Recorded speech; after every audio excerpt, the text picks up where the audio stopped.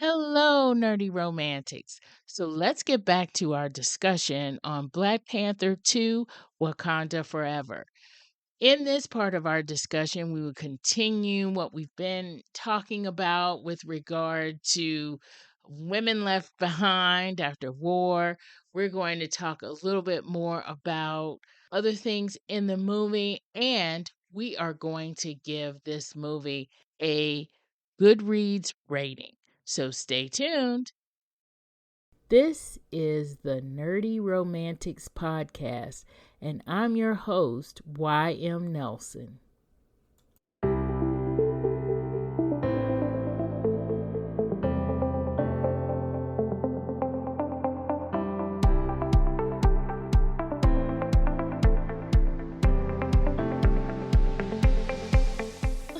Well, I mean, but where is it? By the way, You say, we say there's no men in this, but I mean, just think about the first one. The first one was the villain. He's gone. I mean, the first one we had the villain, Killmonger, and he's gone, dead. And you had T'Challa. Other than that, there was no major. He was in there, but he was not really a major character. He was at first we thought was going to be a villain, but more of an antagonist to T'Challa. But that's it. You only really had 3 guys in the first one. Besides, I mean, they're in Wakanda as Wakanda people. But their roles were bigger. So it's not that I'm not literally counting people. I'm talking about the movie was basically like it was a lot of women, and men. Even the people that were like with the guy with his little wings or whatever, they were women. Namor. You know, I know there was a guy there too, but. And I'm not saying anything was wrong about it. I'm just saying that I noticed, and it was I just felt weird. I was like, is there something here that's going on? Now, had they explained that all the men died in the first one, then I would have been like, okay. But it was weird. I in my mind, I wondered, was it done on purpose? And I think also because they introduced a new female character that I wasn't a fan of too. I was like, that whole little setting with the 3 of them and all that, I didn't like that. It felt forced and it felt right. And so I just, it didn't work for me. But I think, again, it's all about where we are in our lives and what we, come up against this stuff and how we feel. But I did notice that. I was just like, wow. And some of the jokes and some of the things, it's just, I don't know. Yeah. Even the posters have all women in it. I see. There's 2 men in the back. Yeah, they're in the back. Yeah, Perry, you were trying to say something earlier. Yeah, so I think the feminist stuff in this movie is very much an extension of the first movie. I think if you watch that first movie again, it's subversively a very feminist movie. It's very celebratory of women, Black women especially, and you've got. The only reason T'Challa is able to rise up against Killmonger in the end is because of the role that the women play in that movie. Between Ramonda and Shuri and Nakia and Okoye, they're the ones who rise up and lift him up so that he's able to come back. And if you look at it, it's almost that entire movie. It's a failure of male leadership. Starting with T'Chaka killing off his brother, which leads to the creation of Killmonger. Ross, representative of America and the CIA, building up Killmonger, giving him the training he needs to become this threat. Claw being this colonial idea that also helps lead to the creation of Killmonger and gives him the idea for his plan. And then you've got Zuri as well, Forrest Whitaker's character, who was participating in maintaining this lie in order to preserve the status quo. And you have M'Baku, who's kind of, he sees all of this fail all around him, right? I mean, all the male characters, T'Challa dies, Killmonger dies, W'Kabi, Daniel Kaluuya's character, it ends up participating in Killmonger's revolution and gets sentenced to prison because of it, like they mentioned in this movie. So, yeah, now it's all left to, and I think, I'm not sure if it was Marcy or Stacey who mentioned this, but I thought it was a great point that this is women who have to clean up the mess that failed male leadership created. And I thought that was, I didn't realize that theme at first, but now that you were talking about that, it really kind of unlocked that idea for me. So it totally tracks for me why you have all these women taking up the mantle here after, and I think M'Baku, yeah, he's there, but I think he comes to realize he saw what happened. And yes, it could have been developed more. I'll definitely grant you that. But I think that's why he takes on more of this role of an advisor to Shuri. Because there's that scene at Ramonda's grave when Shuri says to him, she's like, what, you think I'm just a child who scoffs at tradition? And he tells her, he's like, I think you've got, I can't remember exactly what he said, but he said something like, life is taking far too much from you. Yes, exactly. Yeah. He realizes that he's not the one who should be leading. And I think I grant you that could have been developed more, but I think that is what is driving his character, is that he realizes his power is in supporting the new female leadership, as opposed to trying to continue to preserve this tradition that has not worked. But do you think then, if that's the case, it seems to me that it's going to end as soon as the little boy turns of age or whatever. So again, could we not have maybe had a daughter if we're going to continue? Like, because to me, again, it falls back. Oh, we're supported. We're women. We're here to support you men doing it, because it's going to keep going down the line of men, whatever. So I feel like, well, why can't he be raised differently to be more of to have the perspective of M'Baku kind of, and he be a different kind of Black. I mean, I think that's already been established in the way that his parents chose to raise him, I think, and not immediately introduce him as a prince. I think all of that is indicative that his path will be different than the one his father had to take. And I think there's room for that story and still have Shuri be Black Panther at this moment. I think the thing is that we have to remember that Black Panther is a mantle. It is not a permanency of any person, and that it will likely transfer again, potentially before it even gets to him. It may transfer again. So I think that we have to recognize that this is a phase. This is part of the rebuilding of a country that had been devastated in some ways. And I think it's just indicative of that, of a part of an arc. It's not the end. It's a part of an arc. And I think it's what a lot of second movies have to do, which is introduce all these other people. So Namor, what Okoye will become, all of those things. Some movie has to do it. Let's be honest. Iron Man 2 wasn't that great either. I think there's a Thor. There's a couple of I loved all of them. Trash. That second one particularly. So I think that there's just a moment, unfortunately, the second in a lot Thor of these, is forgettable, where the second movie has to do a lot of heavy lifting. I think we all agree the third with that. won't, because the third gets to settle back into the groove. But I also think when you think about the franchise of Thor and Valkyrie taking over as another female taking over for a devastated country, I think at some point, I don't think it's atypical of the genre to see female leadership. And so I think it didn't surprise me. So let me ask you. Go ahead. Oh, sorry. Just about the young T'Challa. I think it's too soon to say whether or not you're right. It has that potential to go that way, but at the moment, I think it's too soon to say for sure that they're just going back to the old ways of doing things. We'll have to see how that plays out in future movies. You might be proven right. I don't know, but I think it's too early to say right now. But I think it also would have left it more open if they had just gone with him having a daughter. Then you really don't know where they're going to go. Yeah, I think you're right. I think having a daughter would have been better. But I think what they wanted to do is they wanted to have a way to bring T'Challa back without bringing T'Challa back. So it's kind of a case of trying to have it both ways, where they're trying to satisfy the people who think you should have recast, but they're also trying to satisfy the people who think the role should have been left with Chadwick. So I think they're trying to square that circle a little bit, and it's a bit of ass covering. It's a bit of ass covering. I will definitely grant you that. And yeah, it would have been more impactful to that theme if he had a daughter, or if they didn't have a child at all. If it is just this is Shuri, she's the Black Panther now, and that's how it's going to be going forward. She gets killed in episode 3, and then we know. Okay.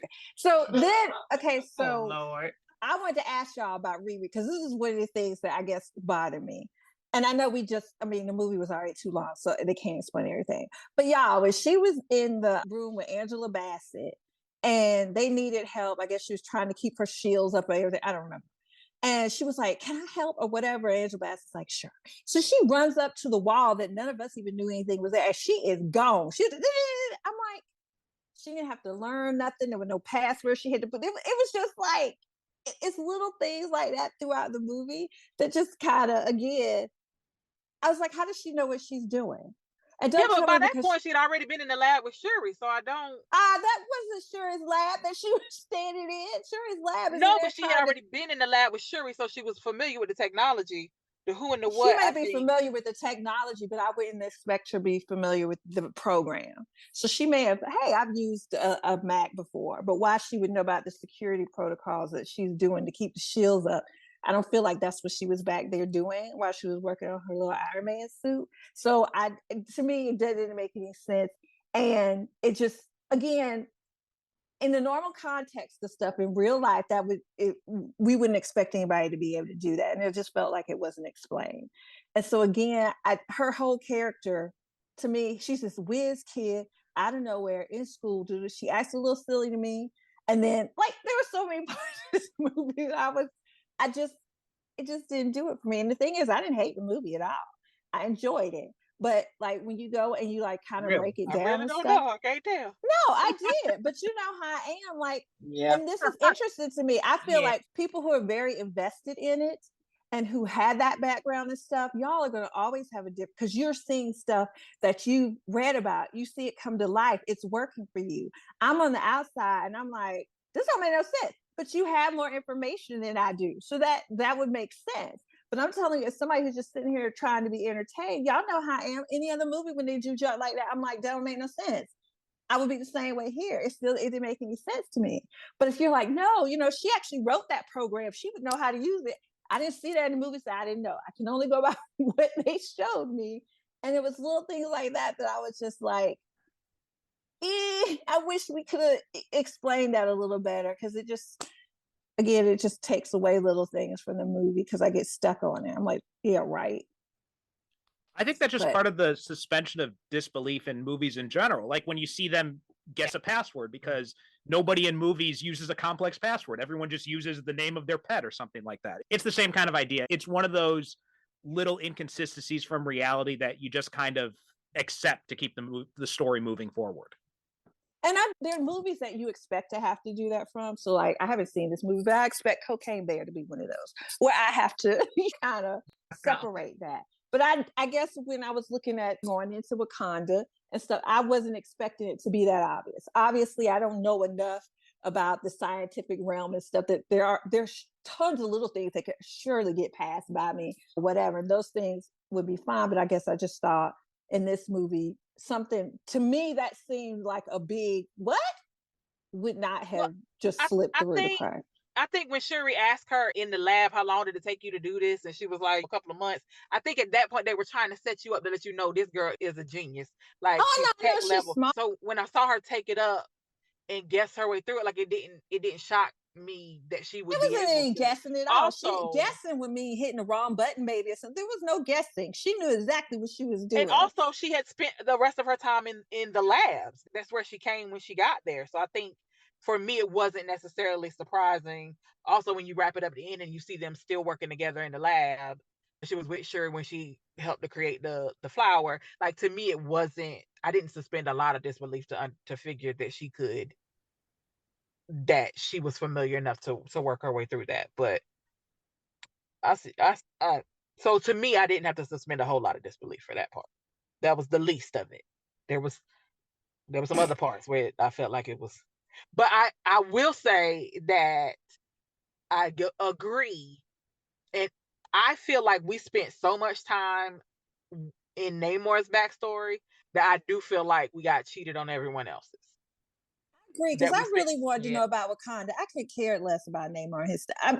There may be a time for his movie and his backstory because it was really pretty to watch, obviously. But like I said, after the first one, I was really wanting to be in Wakanda a little longer and not just for a funeral. And I think we traded that to understand the underworld and where he came from and to see. And not that I didn't want that, but I do feel like it did force us to rush through everybody else's arc so we could spend a lot of time with his and then see Shuri evolve at the end. I do feel like there were a lot of places where we didn't get to develop we really didn't. Like I said, I think we left Okoye really unfinished. I think to your point, Dana, Riri kind of got thrown in. We see her, and then I think I do agree that. But I also, the movie was already at 3 hours at this point. I mean, I don't know how much more any of us could have taken, and so I don't know what I would have done differently if I had been Ryan Coogler. But I feel like an end scene, like a post credit scene with some information in it would have been helpful. Because I do think we got cheated, and maybe it's because he doesn't know where the story is going after this, and maybe that's what it is. But I do feel like it got there was so much going on that certain people. I think you're right about M'Baku too. That we kind of got to see him evolve in the background, but all of a sudden he's wise. I mean, I do think there were places where the people we're familiar with, their arcs got rushed so that we could learn this new character.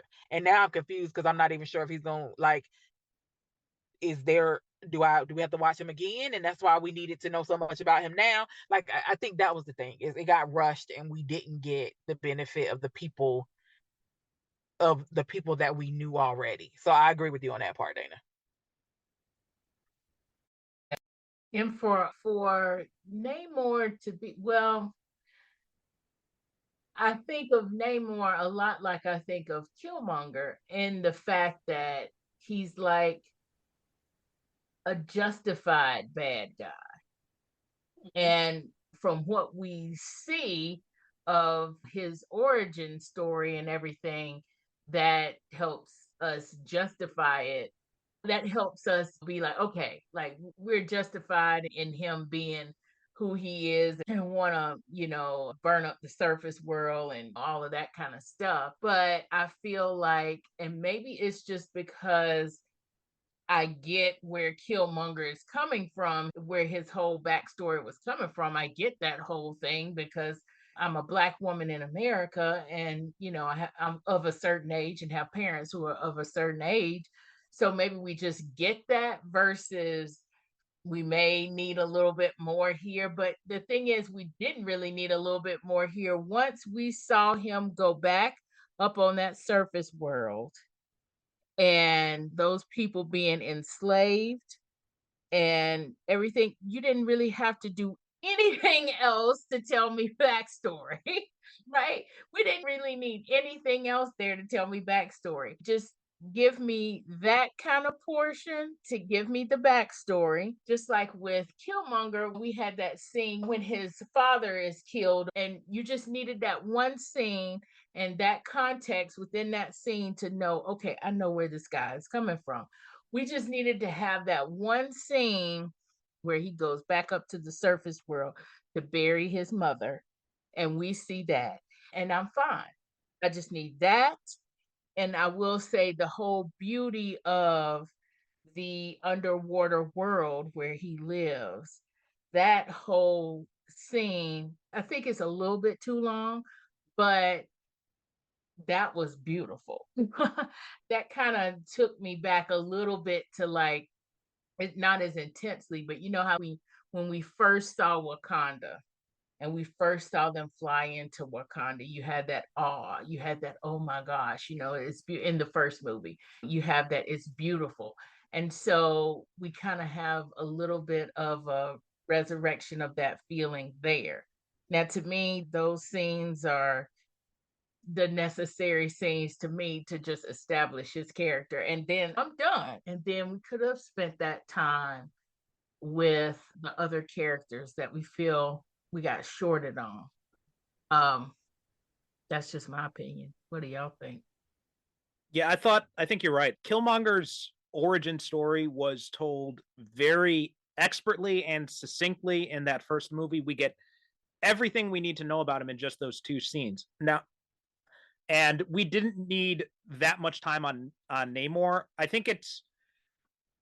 I'm wondering if maybe they were nervous, because Killmonger's story is very much rooted in real life situations, right? The Rodney King assaults and all that kind of stuff, and the persecution of Black people in America. So I think maybe they figured, oh, the audience will get this. We don't have to spend too much time on it. And I wonder if maybe they were nervous if the audience would see the parallels between the Talokanians and the and colonized people in general if they didn't spend more time on it, or maybe they just wanted to show us all this underwater stuff. I don't know what it is, but I do agree that it did go on a little bit too long. Yeah, and if you're less educated, yes, we may need to know that. Or if you're reading these whitewashed, history books that they're throwing out there in schools, yeah, maybe you need to know that.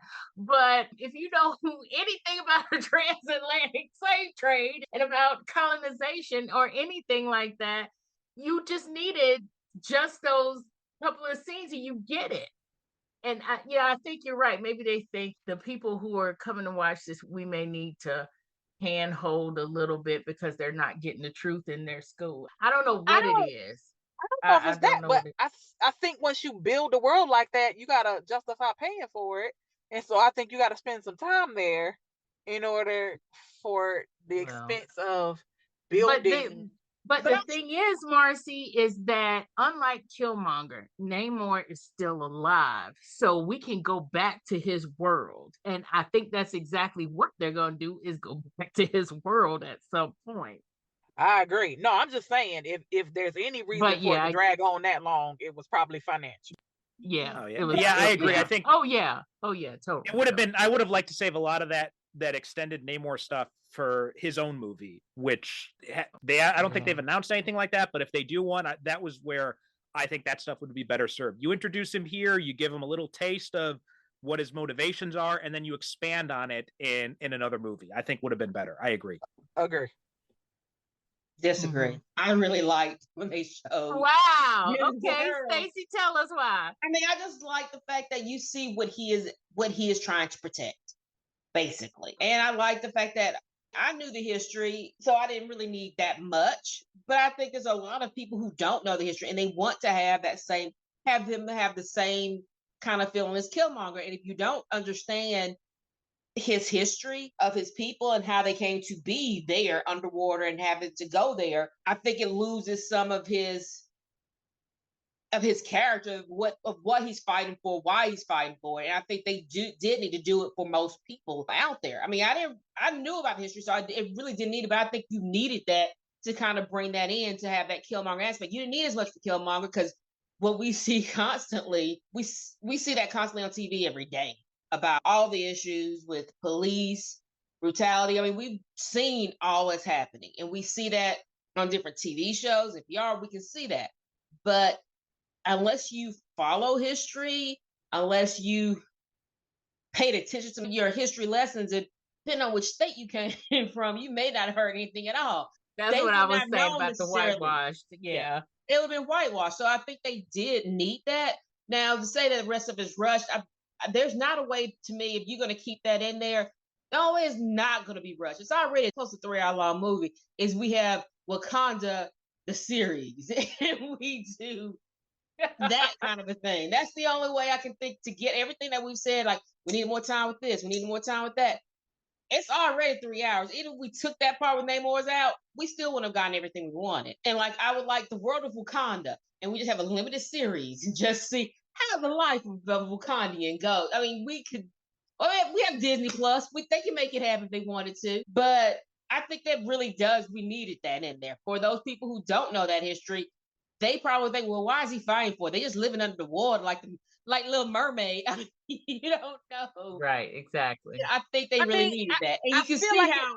I feel like it was slow, though. I feel like we could have paced it differently.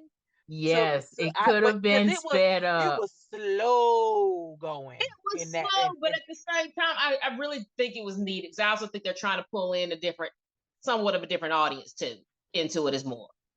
So there is going to be a Wakanda TV show. That was in the works for a while now. I think after Boseman's death, they had to kind of scramble a little bit to revise the script, because there was already a script in place that was going to feature Chadwick in the lead role, and it was going to be focused on him being gone for 5 years in the blip. Then he comes back and he's got a son. So now it was going to be him trying to connect with his son after being gone for 5 years. And it was still going to involve Namor. So it's basically he has to save the world while he's got his son there with them. So maybe a bit of a Mandalorian, Lone Wolf and Cub feel. And then Boseman died suddenly, and so then they had to rewrite the whole script. So I think the development that was already probably in progress for the Wakanda TV show was probably sidelined, but I think that is still in the works to come down later on soon. So we'll be getting more of that soon. Oh, that's interesting to know. I didn't know that. But to Dana's very earlier point, there are a group of us rabid fans out there, or a group of us that follow these and love the Easter eggs and the connectivity in these. And if you watch this, you would realize, because there is a mention of we haven't seen you in 6 years for Nakia kind of thing. And so if you don't know that whole thing and all that going on, then yeah. So there is that. And sometimes us rabid fans tend to look for Easter eggs more than we look at the movie as a movie and as a bit of entertainment. And this is a continuity issue, which is what I'm assuming that you were saying about. Seems like it would be a continuity issue, which I didn't even notice that, right? Because I'm too busy trying to find Easter eggs with other things. So it's good to have that other perspective. But we've been talking a lot about this movie, y'all, and like half of the stuff that I wanted to talk about, we haven't even touched. But we've got a really, really involved podcast episode here. And I just kind of want to go around and instead of going through all of the other things that we want to talk about, just is there anything for any of you that maybe we haven't touched on that you wanted to remark on? And Corey, since it's been a while since we heard you, I'm sorry. You know how we do. We drown y'all out. But Corey, is there anything that we haven't touched on that you wanted to touch on?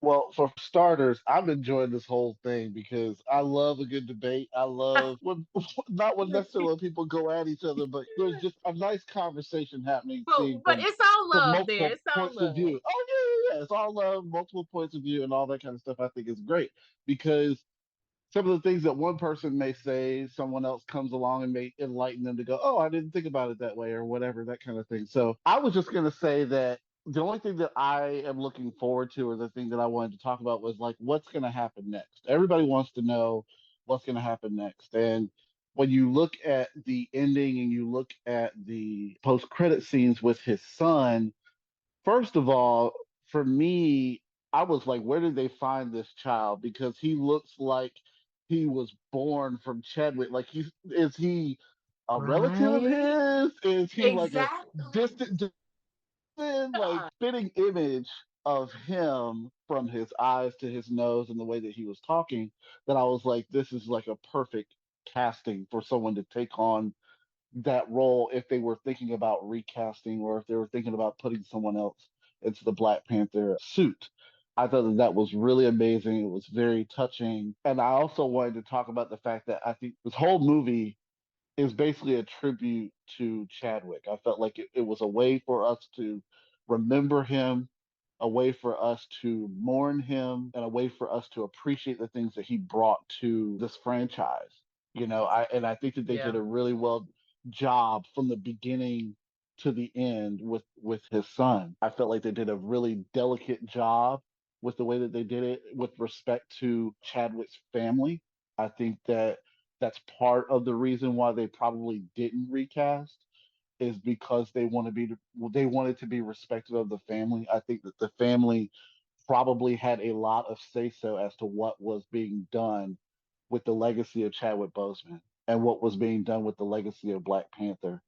And I really feel like they did a wonderful job. Like my dad was saying that to me when he was telling me about it, was that was the most the thing that he took away the most from watching this movie was just how they were able to handle such a tragic situation that Ryan Coogler had to deal with coming off of the original Black Panther.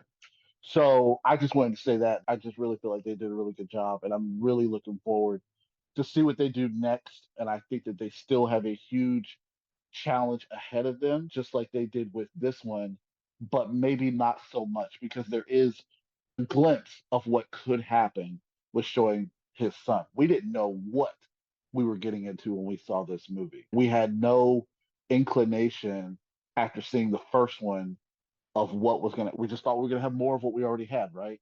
We didn't know what we were going to get into this. And when you throw a wrinkle into um, this world with something real life event that happens like that, it does leave everybody up to wonder what's going to happen, what's going to happen. I think that they probably had tons of fans who were trying to dig into every single website, every single tweet, every single viral video or spoiler video that somebody caught on set to see what they were going to do with this film. I don't think you're necessarily going to have that with the next film. So I'm really interested to see where they go from here. How long is it going to take before we get the next one? Do we need the next one? Is it possible it's just going to be a TV series and that's it? Like what truly is going to happen? And so that's pretty much how I ended from Wakanda Forever. What I took away from it in the end. Wow. Yeah. Dana, what about you? Is there something that we didn't touch on, or do you want to maybe talk about what do you think is going to happen next, kind of thing? Yeah. Sure. Tell us. So first of all, your listeners already know you don't invite me to the party unless you want to fight. So I'm glad to bring it. But I guess I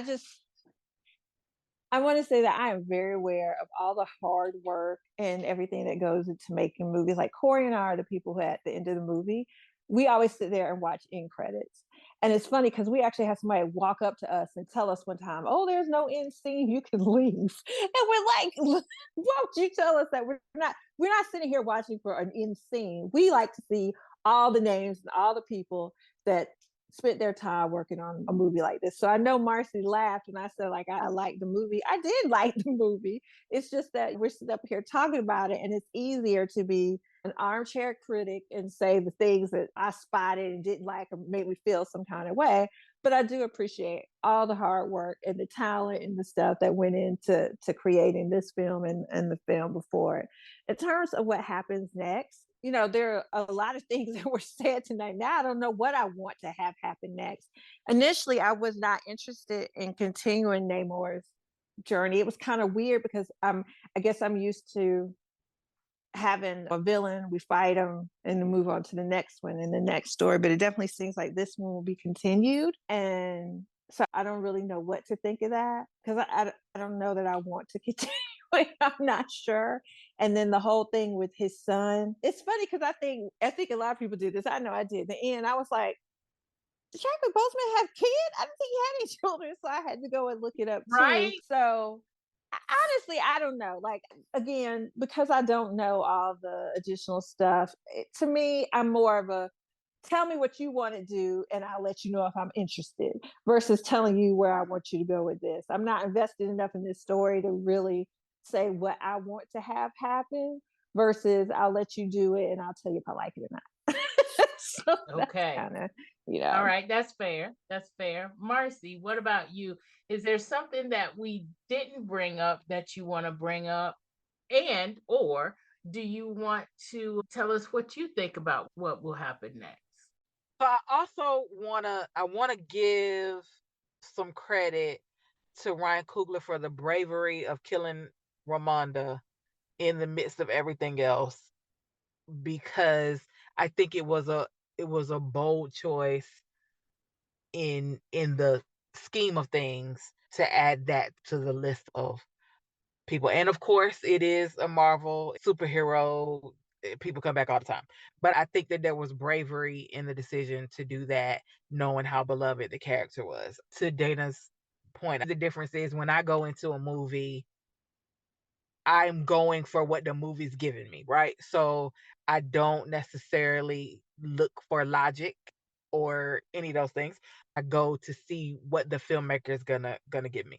And so I appreciated everything they gave me. I loved all of the Black girl magic. I loved seeing women, especially young women in places of power and in technology and reminding young Black girls that we can be in the lab. I think that's part of representation. I was here for it. I'm super excited to see Ironheart and where that goes. And I'm also interested. I mean, do I think we need another movie? Yes. because I want to see where we go next. And I'm with Dana in that I don't have a particular path in mind, except that I want to see where all of these characters go next. And I hope that it includes more of the stories that I think we missed in this one. I'm counting this as every other number 2 in the franchise, as it's kind of like the the restructuring year on an NBA team. You're not gonna win necessarily as many games as you hope because you got to rebuild your team. And that's kind of what the second movie in any franchise really is, trying to bring the story along so that you can keep the story moving. I don't know what's next, but I'm excited to see what's going to be next. And I'm excited to see both big screen and small screen what happens. Like Stacey said, we got Disney Plus. I'm here for anything they put out there. I'm probably going to watch it. But if there's a Black Panther 3, I'm here for it.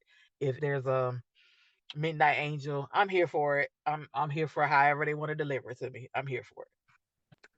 All right. Harry, what about you? Is there something that we didn't bring up that you wanted to bring up, and or tell us about where you think it's going next? So I kind of want to do both. First off, how badass was Ramonda in that opening scene at the UN? Right? I mean, that was just Yes. He was awesome. We have not talked about that yet, but that scene deserves an Oscar just for that scene alone. Like, she was just on fire there. I loved it. That may be my favorite scene in the movie, actually, now that I think about it. It was also great. We didn't really talk, but we saw Killmonger come back too. That was something that I expected. And when it happened, I freaked out in the theater because I was so excited to see him on the ancestral plane like that. You were not the only one. And some in my theater did that too. And also Julia Louis-Dreyfus coming in again as Val. This is now the 3rd or 4th time she's popped up in the MCU. I love her character so much. She's every bit as evil and as sarcastic and quick-witted as she was in Veep, and I'm completely here for all of that. Going forward, they've got Avengers Secret War and Kang Dynasty on the schedule, and those are going to involve time travel and alternate universes. So I think it's very likely we'll see Toussaint as an adult as Black Panther. Whether or not he stays on permanently or if it's just temporarily, I think it's something that we can definitely count on seeing. Interesting thoughts. Stacey, for you, was there something that we didn't get to that you wanted to talk about? And or where do you think that this is going next? Or what do you want to see happen next? Well, Perry just mentioned that first scene with they're at the UN, and just how, especially with the representative from France was talking about all the things they were talking about. Wakanda should have all this, and what would they do if they have all, and all the time they're doing all this stuff in the background, and just how the whole thing, I think that comes along with colonialism and trying to destabilize Wakanda's government to get what they have. And for all those years, they had that. They always had that technology, and they never did anything against the world during that whole entire time. But now they know that Wakanda has it. Let's destroy it. Let's destabilize the government. Let's take everything from them. And I was one of the things that's why in a way I was rooting for Namor, in the sense that yes. You and Wakanda should join forces and destroy everything. But I'm not destroy everything, but they should join forces. Now, when it comes to what's next or what I'm excited about, I mean, I'm not saying that if they bring anything, I'll watch it. But right now, I mean, I just feel if they bring, I'm not really like, oh my gosh, I can't wait for the next one. I can't wait for the next thing. Or now, I mean, now that Perry said that there's going to be a TV show or something like that, that's great. But I'm not really feeling like, oh, I'm not on my edge to see about any movie right now. So, and it might just be the place I am wise. So I'm not really particularly like gung ho about anything. Now, granted, if you're going to make another movie, it better not be a Hawkeye or Falcon. Then make it a Black Panther. I would have rather see that than those two. But I'm gonna have to say that, I mean, this movie was good, and they do make a Wakanda 3. I'm going to see it just like I saw the first two. But at the same time, there's nothing really overly excited. I can't wait to the next one. I'm not feeling that.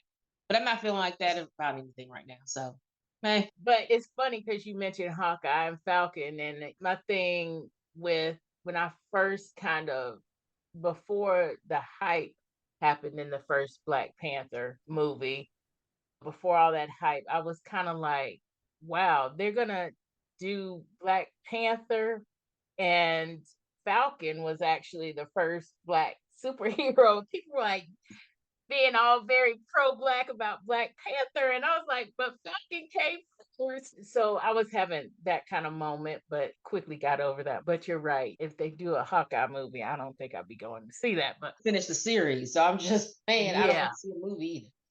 Yeah, I'm not, for that, but it is what it is. Part of it is always marketing and how much money can we get for this. But for me, I want to really piggyback on what you were saying about colonialism, Stacey, and about the exploitation of resources and period. About that first scene with Queen Ramonda, I said, yep. I said, this is really the jewel, I guess, behind this movie. Like, this is the part that people are not going to talk about, but this is so needed, especially in our context in our world today. If people go and see Black Panther and people going to see, oh, who's going to be the next one or whatever, and then they get this history lesson underneath it with Namor and with all of that underneath it, I'm like, job done for this movie, because we really need that education. We really need it. Not for me, but for everybody else that's getting these books. But anyway, I could just keep going on that, but I won't. But that was the jewel for me. The second thing, because this is not just the nerdy podcast, this is the nerdy romantics podcast. So, Miss Romance Writer is going to talk about how gorgeous M'Baku is, and how I love me a big dude like that. But yes, I was all here for that. And I was also all here to see Michael B. Jordan on the astral plane. Yes, thank you very much. I loved it. But then there's also that kind of connection a little bit that Shuri and Namor kind of have before things get all crazy. When he's showing her his world and stuff that he has to protect it. And I was kind of thinking, when you say queen, that's kind of how I was kind of seeing it. I was seeing like, yeah, that could happen. Like a queen and a king kind of thing go on there. Okay, I thought that too. I mean, I know that wasn't going to happen, but I was like, yeah, right. This is how we bring resolution between our two cultures with a marriage, a political marriage. And we have I did feel like they were building something too. Yeah, I did. Yeah. I was scared they were. I didn't want them to. Oh gosh, Dana. Look, it was not about them falling in love and getting it on. It wasn't them falling in love like now. But I, especially now with what he's done. But at the same time, I was exactly. That's and this is how the political marriage will happen, and then we'll have aquatic Black Panthers. Oh, that sucks. And we'll take over the world. No. God. It was a definite, they definitely established a connection there. I clocked that both times. I thought they did it really well. I agree with Dana. I'm glad they didn't go full out with it into full blown on romance, but I did like the little hints, and because Shuri's in a similar place to Namor in that, where the whole, like she says to Ramonda, I want to burn down the world, and if I think about my brother too much, and Namor's in the exact same place. So I thought it was nice to establish that connection between them. Yeah. I like the fact that it was like maybe a little bit of inkling of like or whatever, but even more so the fact that they have the connection, because again, it kind of goes along with the whole colonialism and everything like that, and the whole way that divides people. And it is so needed that these two cultures needed to actually unite, to me. And by having that connection, it kind of facilitates that, uniting these cultures and that kind of thing, and the positiveness that actually could come out of it. Or burning the world down, as Stacey says. That could come out of it too. But whatever. Plus, but yeah, I just want to Yeah. mention too about that is I just realized that is a flip on a post-colonial narrative that usually happens, right? So like yes, all the European countries, they leave Africa and the different African countries are fighting each other and they're not paying attention to what's happening with the rest of the world. And even within, you know, different sea communities, right? The different, you know, Black communities and Hispanic communities turning on each other, or different Asian or turning on Asian communities turning against them, and all that kind of stuff going back and forth when they're not recognizing the real power struggles. So for Shuri at the end to say we shouldn't be fighting each other, we should be uniting, I thought was a really good message too. Yeah, exactly. Exactly what I'm trying to say there. Yeah, because the whole legacy of, to me, of colonialism and all of that is division. And it's affected us so much, and to see the coming together of cultures who have more alike than they even realize, right? You know, that was a little bit of a yay for me. But anyway, before we say goodbye, we always do a star rating on all of our stuff that we review. And again, as this is a reader focused podcast, even though this is a movie, I'm using the Goodreads rating here. And I want to go around and see what, based on what you thought overall, what star rating would you give this? So 1 star is you didn't like it. 2 stars, it was okay. 3 stars, you did like it. 4 stars, you really liked it. And 5 stars, it was amazing. And yes, you can give half stars if you want to give half stars. So why don't we start with Stacy? What would you rate this movie based on that? Okay, most definitely 4 stars. Okay. Any particular reason why you just for everything you said? Because it really probably exceeded my expectations for a sequel. And it did. I think what they did, straight on the line about the things about should we replace the actor or not, overall storyline, and how it kept my attention for the whole entire time. Because Marcy knows I do take over my mother when it comes to movies I watch in the house. So it kept my attention there still the whole time, entire time, and the second time watching it. And I just like going back to Wakanda. I mean, there are certain things, yes, I wish we did more of. Hopefully they'll do that in the TV show. They're going to be doing that. But I think the story was well told in it, considering you having to replace an actor that died and how to do that, they did in a great way. I mean, I just think that they did it in such a way that yes, we missed him, but at the same time, I can see the franchise keeps going regardless of whether he's dead or not. Okay. Also, that feeling of being in Wakanda is like, yes, it wasn't the same as the first one. I mean, we didn't, get the shirts and everything, but at the same time, when I see them out there fighting and everything, I'm just like, oh my gosh, go, go, go. So same feeling in a way. Mm-hmm. Yeah. Yeah. Corey, what about you? What star rating would you give it and why? So I would give it 3 stars. I liked it.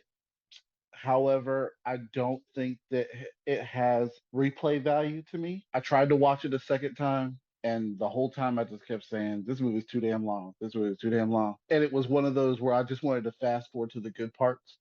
I think my takeaway from the whole film is that I just appreciate what Ryan Coogler did. I think I've said this multiple times on this podcast, is that I feel like I just appreciate what Ryan Coogler did to allow us to mourn Chadwick Boseman, also appreciate what he did, and then also what he had to do to overcome that challenge. So I really appreciate that. I don't really care so much about the plot of this whole story, what was going on, but there are a lot of things that I did like about it. I love the visuals. Still love the actors. I feel like they brought to the table the same characteristics that they brought to the table from the first one. I just wish that some things could have been tightened up a little bit more, and some things maybe written a little bit different in my, in my eyes. But I'm not the writer, right? I have to appreciate what the writer and the director brought to the table, and I do appreciate what they did, but there's just some things that I would have changed. So I would probably give it a 3 star, and it's online with other sequels out there. They're not as great as the first one. They're just, they're okay. Now there are some bad sequels. This is not a bad sequel, and I would recommend it to those who are interested into what happens, next from the first film, or those who are invested in the Wakanda universe. I would recommend it to those people, but I would say that this is a film that you can't, it doesn't stand alone on its own. I have actually seen some sequels before I've seen the original, and didn't feel like I needed to necessarily see the original to do that. I feel like this film does hinge a lot off of the original film. And so, for that reason alone and other little things, I'm going to stick with 3 stars. I mean, I liked it, but it's just not that great. Yeah. Okay. Dana, what about you? What's your star rating and why? Okay, sure. So my star rating is a 3. Like I said earlier, I thought it was good. I liked it. I do want to also say my star rating does not look into what was going on and the fact that we lost Chadwick Boseman. I'm just talking about this movie by itself, what I thought when I watched it. So I gave it a 3. I won't say why, because I think y'all have heard a lot of my reasons why I don't want to start up anything. Okay. But what I will say, just because I know Stacey mentioned it, is them having a TV show. I'm actually very interested in that. Like normally when somebody's like, oh, we're going to turn a movie into a TV show, I'm like, oh Lord, I'm not really excited. But I think, to me, I really loved Moon Knight and WandaVision. So I'm actually very excited to see what they do with Black Panther, because I feel like these Marvel TV shows, at least the ones that I've seen, I don't know what other ones, they've been really good.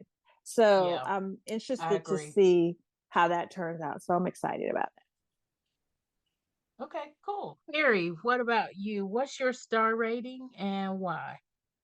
I'm going to go with a 4. At the end of the first Black Panther, I really wanted to see how Wakanda would interact with the rest of the world. And I'm glad that we got a little bit of that. I would have liked to see more of that. And as other people have mentioned, it is a little bit long. Like we talked about, the Namor stuff drags a bit in the middle. The Riri stuff could have been cut down a little bit. So the movie does drag in places, and that's the main reason why I'm knocking it down. If it was a tighter movie, it probably would have gone to 4.5 or maybe even a 5. And for comparison's sake, the first Black Panther is definitely a 5 for me. Okay. Marcy, what about you? What's your star rating and why? So I'm going 4.25. I enjoyed it. I saw it twice in the movie theaters. I liked it for what it was. I actually wanted more Riri. So I'm excited to see where that goes. But I did enjoy visiting Namor's world and seeing something different and seeing the two connect. I did enjoy the way that the marvelly superhero part of the story evolved, as well as the nostalgic and poignant parts of the film as well. I was impressed by watching Shuri's journey. And again, I think that's one of those things where if you ever been somebody who's had a loss that felt like that, then I think watching that play out, I think was really important to me. And I think they handled that well. And so, yeah, I'm giving it 4.25 for the poignancy. And because I enjoyed Riri all the time she was on the screen. I mean, I had a good time watching it, and I didn't realize it was 3 hours until it was all over. So for me, that'll give you a 4 or more. Yeah. And for me, I'm going to do 2-star ratings. And part of this is because I've been listening to all of you talk about it, and it's kind of changed what kind of made me think about this movie in 2 different ways. The first is I'm giving it a 4.5 for the movie's themes and those internal things that, like, for instance, like Marcy was saying, how Shuri dealt with loss. I was actually hesitant about going to see this because of how that was going to play out, and personally how I would feel about how that played out on screen. And yeah, I did cry, but I cry at teddy bears. So let's, it is what it is.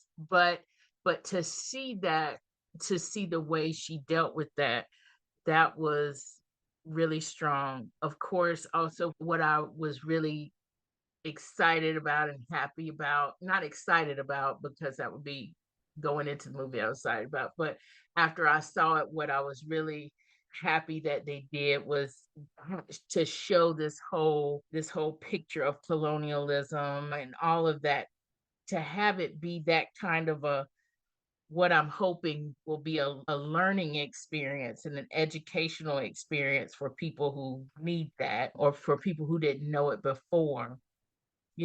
That was big for me. So for those reasons, it's 4.5 for me. As also part of the whole 4.5 was personally the whole sequence, Chadwick in the Marvel letters and everything like that, how they incorporated that. And we've talked about it here, how that was just like the most poignant and just like the best tribute that they could have done. And I love how they did that.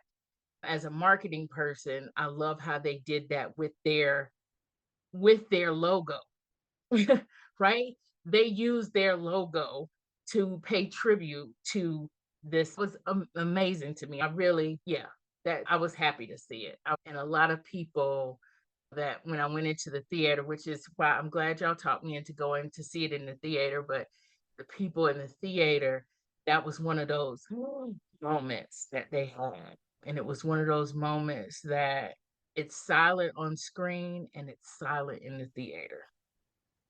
And it was amazing. It was almost kind of like a spiritual kind of experience that point. So that's the 4.5. But as a movie, as a superhero movie, and all that, the Marvel-y stuff, the nerdy stuff, I'm gonna give it a 3 for that. And to me, it felt the best parts were not the reason why I went to the movie as a superhero movie. The best parts were kind of transcending the whole superhero stuff. Good guy, bad guy. Does he have powers? Does she have powers? What are their powers? Let's see how that happens on screen, whatever. It was the things that give it the 4.5 for me, are like the beauty and the thematic things and the dramatic things that can happen, whether it's a Marvel movie or whether it's the newest drama that's done well out there, if that makes sense.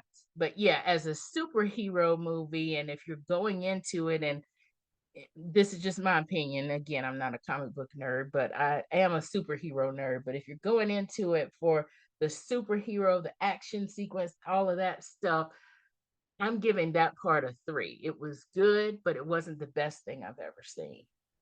So that's where my rating is. And I am just so happy to actually talk about this movie with y'all. I love the fact that y'all came on and y'all talked about this movie and argued about it. And I feel like we had such a good time. Agreed? Yes? Yes. Yes. Absolutely. I agree. 1,000%. Always. Oh, awesome. So I just want to say thank you for coming on and for talking with me about this. And I can't wait until the next thing. Dana, I will say I agree with you on the TV shows, as far as the TV shows go. As far as the Marvel TV shows go, they are done very well. I agree.